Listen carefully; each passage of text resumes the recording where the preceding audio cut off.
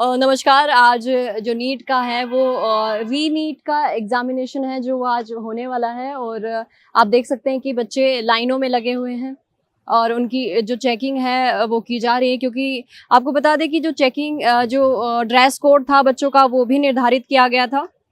उसमें आपको जूते, फुल स्लीव्स के कपड़े या फिर कोई और ऐसा इक्विपमेंट जैसे मोबाइल फ़ोन या फिर ऐसी चीज़ें आप अपने साथ नहीं ला सकते। फुल स्लीव्स के कपड़े भी अलाउड नहीं थे।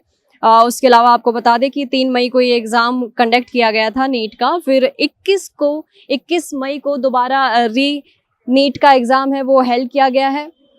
आपको बता दें कि बड़ी संख्या में जो स्टूडेंट हैं वो आए हैं। 20 लाख से ज़्यादा स्टूडेंट इस एग्ज़ाम 20 लाख से ज़्यादा जो स्टूडेंट हैं वो इस एग्ज़ाम में पार्टिसिपेट करेंगे और कुछ स्टूडेंट्स हैं जो आ रहे हैं अभी अंदर एंट्री के लिए, तो उनसे पूछते हैं कि क्या कुछ है। मैम कैसी है तैयारी? ठीक है। पिछली बार वाले कैसा हुआ था आपका एग्ज़ाम? अच्छा गया था। अच्छा गया था, तो इस बार क्या उम्मीदें हैं?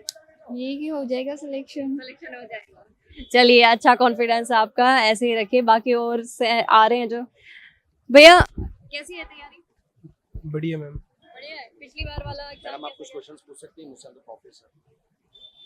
पिछली बार वाला एग्जाम कैसा गया था आपका? बढ़िया गया था मैम। और इस बार क्या उम्मीद है?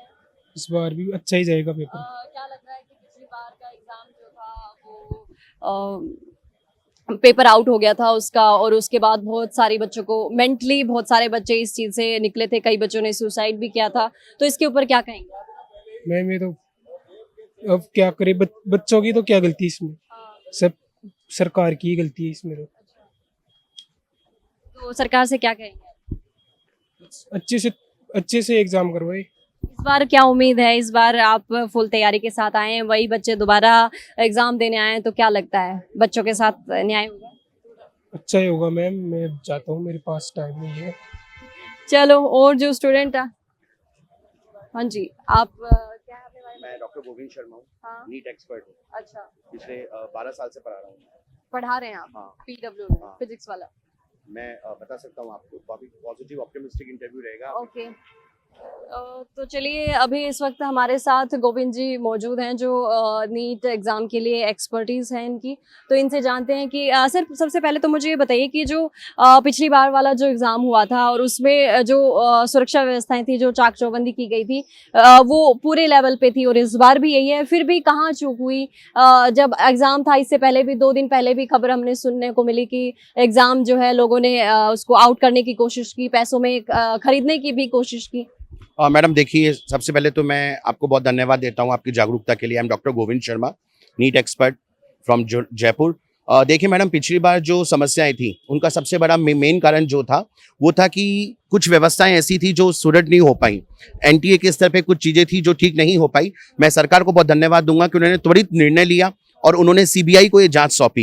हालांकि एसआईटी और सीबीआई का अभी जो जांच करी जा रही है उसके तहत काफ़ी गिरफ्तारियां भी हुई हैं, परंतु अब जब मैं ये व्यवस्था देख रहा हूँ, आज जब मैं नीट का एग्जाम देख रहा हूँ, तो तारीफ करनी पड़ेगी भारत सरकार की। उन्होंने हर स्तर पर सुरक्षा के चाक चौबंद किए हैं और पूरी तरह से उन्होंने व्यवस्थाओं को देखा है। और आप देखिए कि मैं देख पा रहा हूँ कि पुलिस की यहाँ प्रशासन की पूरी ढील नहीं है, बल्कि पूरी चुस्ती है। और मैं देश के बहुत सारे युवाओं को जो इस एग्जाम को दे रहे हैं उनको बोलना चाहूंगा कि हमें धन्यवाद देना चाहिए सरकार को, और उन सभी युवाओं को भी मैं धन्यवाद देता हूं जिन्होंने धैर्य की परीक्षा बनाए रखी और इस स्तर पर आकर उन्होंने आज ही साबित कर दिया कि देश का युवा किसी भी परीक्षा से गुजरने को तैयार है। वो भी एक दौर था, आज भी एक दौर है, और ये बहुत ही सुदृढ़ व्यवस्थाएं हैं। आज जो स्तर है वो बहुत बेहतरीन है और मेरा मानना है कि अगले वर्ष जो परीक्षा होगी नीट की वो इससे भी अच्छी होगी, इसमें कोई दो राय नहीं है। भारत सरकार इसके लिए धन्यवाद की पात्र है। अच्छा, आप ये बताइए कि जब एग्ज़ाम जो हुआ कैंसिल हुआ, तो बहुत सारे बच्चों ने इसके ऊपर कई बच्चों का चलो पॉजिटिव माइंडसेट हो सकता है, लेकिन सब बच्चों का पॉजिटिव माइंडसेट नहीं था और कई बच्चों ने अपनी जान भी गंवाई इस चीज़ के लिए। तो आपको नहीं लगता कि इस चीज़ के ऊपर आप सरकार को कुछ और करना चाहिए था, या फिर 1 महीने का जो टाइम दिया गया है वो क्या सही है, या और ज़्यादा समय दिया जाना चाहिए था बच्चों को? जी नहीं, देखिए आपका प्रश्न बिल्कुल उचित है। सबसे पहले तो मैं बता दूं कि जो समय दिया गया है वो बिल्कुल पर्याप्त है। अब देखिए, वैसे तो क्योंकि सभी लोग तैयारी पहले कर चुके थे, तो जो समय दिया गया है सरकार द्वारा वो बिल्कुल निश्चित रूप से नियत समय है, और सरकार ने भी समय को ध्यान में रखते हुए, बच्चों के भविष्य को ध्यान में रखते हुए ये चाक चौबंद किए हैं। और इसमें कोई दो राय नहीं है कि जो देश का विद्यार्थी है, जो नीट का एस्पिरेंट है, वो हर तरह की परिस्थिति से लड़ने को तैयार है। वो उस दौर में भी तैयार था, वो आज भी तैयार है और वो आगे भी तैयार रहेगा। तो मैं निश्चित रूप से देश के उन युवाओं को भी धन्यवाद देता हूं जिन्होंने बहुत सब्र दिखाई, और ये जो समय सीमा जो 1 महीने की मिली थी, ये मेरे हिसाब से पर्याप्त है, क्योंकि मैं खुद एक एक्सपर्ट हूं नीट का। मेरा मानना है कि सभी लोग तैयारी कर चुके थे पहले, लेकिन बहुत अच्छी बात यह कि जो गिरफ्तारियां हुई हैं वो बहुत ही ऊंचे लेवल पे हुई हैं और बहुत ज्यादा सरकार ने इसमें व्यवस्था दिखाई। और धन्यवाद देता हूं मैं माननीय सरकार को कि अभी जो मैं व्यवस्था देख रहा हूं, आप दिखा भी सकते हैं कैमरे के माध्यम से, कितना स्टूडेंट यहाँ पर व्यवस्थीकरण है, और निश्चित रूप से ये बहुत ही अच्छे संकेत हैं आने वाले परीक्षाओं के लिए। चलिए, बहुत बहुत धन्यवाद सर। थैंक यू मैडम, सभी को बहुत बहुत शुभकामनाएं। तो ये थे हमारे साथ नीट एक्सपर्ट जिन्होंने अपनी राय दी। और वैसे कुछ बच्चे हैं, उनसे चलिए फिर से जानने की कोशिश करते हैं कि उनके एग्जाम की तैयारियां क्या कैसी। भैया, तैयारियां कैसी हैं? सही है। अच्छा, ये बताइए, आपने जब पिछला एग्जाम दिया था तब जब खबर आई कि एग्जाम जो है वो कैंसिल हो, क्या रिएक्शन था आपका, क्या फील हुआ? दुख ही हुआ था। पिछला एग्जाम कैसा हुआ था? वो भी अच्छा ही हुआ था। अच्छा ही हुआ था, हम्म। मतलब सिलेक्शन हो जाता। नहीं, बाउंड्री लाइन पे थे। अच्छा, तो इतने बीच के अंतराल में क्या किया, कितनी तैयारी की आपने? थोड़ी प्रैक्टिस और की, बाकी तो रिवीजन किया। तो अच्छा, क्या आपको क्या लगा कि सही है, या इतना जो समय दिया गया वो सही है, या और ज्यादा समय मिलना चाहिए था? सही भी है और गलत भी है, सबका अलग अलग है। आपका क्या मानना है? हाँ, सही हुआ है, थोड़ा इम्प्रूवमेंट ही हुआ है। आप ज्यादा कॉन्फिडेंट हैं? हाँ। पर कई बच्चों का ये था कि एग्जाम कैंसिल हो गया तो वो इसका वो स्ट्रेस झेल नहीं पाए, मेंटली वो बहुत ज्यादा डिप्रेस्ड हो गए इस हाँ, सिचुएशन। उनके लिए भी सही है, मतलब किसी के लिए गलत है, किसी के लिए सही है। अच्छी है। कैसी है भैया तैयारी? अच्छी है तैयारी इस बार। पिछली बार वही दिया था आपने, कैसा था? 620 वो मार्जिन पे रह गया था, ऐसे मान लो कि मार्जिन पे, कि उस साल तो मतलब अभी ये पिछला तो नीट तो इजी था पेपर, इसलिए तो मार्जिन पे रह गया, तो ये तो मौका है। अच्छा, आपके लिए गोल्डन चांस है। हाँ। कहाँ से कितने घंटे पढ़ते हैं आप? मैक्सिमम 7-8 घंटे। कहाँ से आए? मतलब जयपुर यही पे गुरुकृपा में, मतलब सिक्कर में तैयारी कर रहे हैं। अच्छा, आप सीकर से तैयारी कर रहे हैं। और इस पिछली बार की सिक्योरिटी और इस बार की सिक्योरिटी में कितना क्या डिफरेंस? इस बार ज्यादा है सिक्योरिटी वाली। हाँ, बस वो रास्ते में कोई ट्रैफिक में ज्यादा है, आधी 1 घंटा लगभग फंस के आए हैं। हाँ। चेकिंग इस बार हाई है। हाँ। गाइडलाइन वगैरह एनटीए की सारी पढ़ी थी आपने? हाँ, पहली। पिछली बार से इस बार कुछ डिफरेंट था? नहीं, कुछ नहीं डिफरेंट नहीं था। हाँ। तो ये जो पेपर लीक हो रहे हैं, आपको क्या लग रहा है कि कहाँ चूक हो रही है कि बच्चों को चलो पेपर लीक हो जाते हैं, सरकार आगे करवा देती है, दोबारा कंडक्ट करवा देती है, पर जो मेन चीज़ है वो है स्टूडेंट ज़्यादा सफ़र करते हैं इस चीज़ में। तो क्या लगता है कि कहाँ कमी रह रही है? बीच में मतलब या तो आगे से होता है लीक, तो मतलब बीच में तो पता नहीं, एक बार तो प्रिंटिंग प्रेस में होता, तो मतलब आगे से होता है। इस साल तो नहीं से रहा। एक बार वो पेपर लेके मतलब 2-3 दिन से चल रही थी ना, वो तो हो गई, पकड़े गए वो तो। अब तो कुछ नहीं आ रही पेपर लीक की। ये जो पूरी जो चाक चौबंद व्यवस्था है, इसको लेकर क्या कहेंगे, क्योंकि अब कुछ ही देर के बाद में एग्जाम शुरू होने वाला है, क्या व्यवस्था है? इसमें सबसे पहली है आउटर कॉर्डन की व्यवस्था, जिसमें परीक्षा केंद्र के 150-200 मीटर के दायरे में कोई भी परिजन और कोई व्हीकल या कोई अन्य व्यक्ति जो इनको ड्रॉप करने आ रहे हैं कैंडिडेट्स को, वो 150 मीटर से दूर ही रहेगा। इसके अलावा एहतियातन रूप से जो आसपास नियर बाई 300 मीटर के एरिया में कोई ई मित्र है, कोई साइबर कैफे है, तो उसको भी हमने बंद करवाया है। इसके अलावा परीक्षा में एनटीए की तरफ से जैमर की व्यवस्था की गई है। यहाँ कोई नेटवर्क अवेलेबल नहीं होगा, जैमर लग चुके हैं।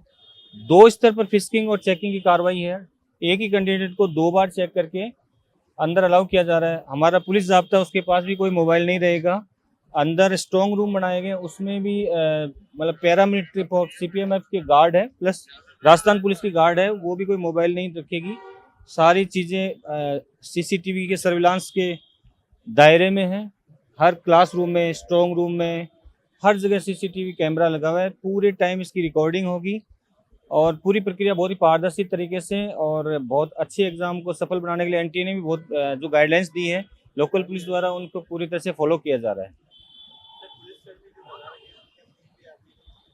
पुलिस कर्मी के पास फ़ोन अलाउड नहीं है और जो पैरामिलिट्री फोर्स का जो ज़ाब्ता पेपर के साथ आया है और जो परीक्षा समाप्त होने तक पेपर के साथ ही रहेगा, उसके पास भी कोई अलाउड नहीं है। सिर्फ और सिर्फ एक सेंटर सुपरिटेंडेंट हैं जो परीक्षा का आयोजन करते हैं, उनको आदेश निर्देश देने के लिए उनको अलाउ किया गया। इसके अलावा जो स्टाफ है वो भी नहीं, और साथ में जो बायोमेट्रिक करने वाले हैं इनको 1:40 PM तक, चूँकि इनको वाईफाई लेना होता है, इसलिए 1:40 PM तक जब तक एंट्री है तब तक इनको, उसके बाद में इनके भी जब्त करके CS द्वारा रखवा लिए जाएंगे। ये सुरक्षा की बात की जाए तो आप 1 लेयर 2 लेयर मतलब 5 लेयर तो हम ही देख रहे हैं अभी, इसके बाद भी आगे जो है, क्योंकि पुलिसकर्मी भी यहाँ पर तैनात है, आपने कहा कि जैसे उनका फ़ोन भी रखवा लिया गया, तो बिल्कुल इस तरह की व्यवस्था की गई कि सेंटर से 150-200 मीटर के दायरे तक कोई अंदर नहीं आए, सिर्फ कैंडिडेट आएगा जिसको अपना एग्जाम देना है।